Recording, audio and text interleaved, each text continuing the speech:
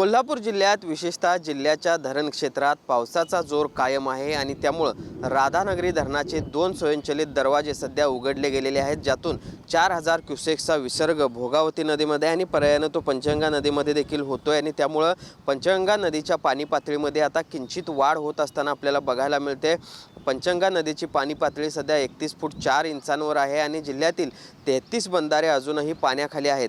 खरं तर राधानगरी धरणाचा एक दरवाजा उघडल्यानंतर या सगळ्या पाणी पातळीमध्ये मोठी वाढ होईल अशी शक्यता आहे ती वर्तवली जात होती, मात्र अलमट्टी धरणातून विसर्ग आहे तो वाढवण्यात आलेला आहे आणि त्यामुळे त्याचा एक मोठा दिलासा जो आहे तो कोल्हापूरकर आणि सांगलीकरांना मिळाला आहे असं म्हणावं लागेल। कारण राधानगरी धरणाचा दरवाजा उघडल्यानंतर जितक्या वेगाने हे पाणी वाढेल अशी शक्यता वर्तवली जात होती ती वाढलेली नाही, उलट काल दुपारनंतर सायंकाळपर्यंत या सगळ्या पंचगंगा नदीची पाणी पातळी स्थिर होती।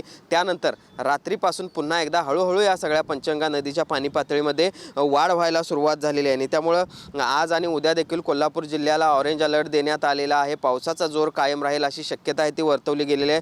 त्याचबरोबर जर अशीच परिस्थिती राहिली तर राधानगरी धरणाचे आणखीनही काही दरवाजे आहेत ते उघडले जाऊ शकतात आणि त्यामुळे पंचगंगा नदीच्या पाणी पातळीमध्ये अजूनही वाढ होणार आहे।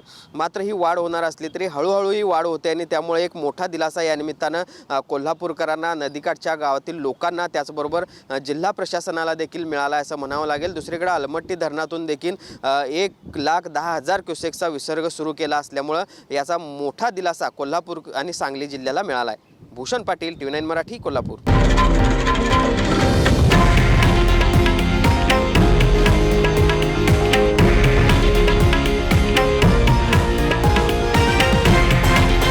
हे आहे देशातील नंबर 1 न्यूज नेटवर्क आणि आपण पाहत आहात TV9 मराठी, एकमेव।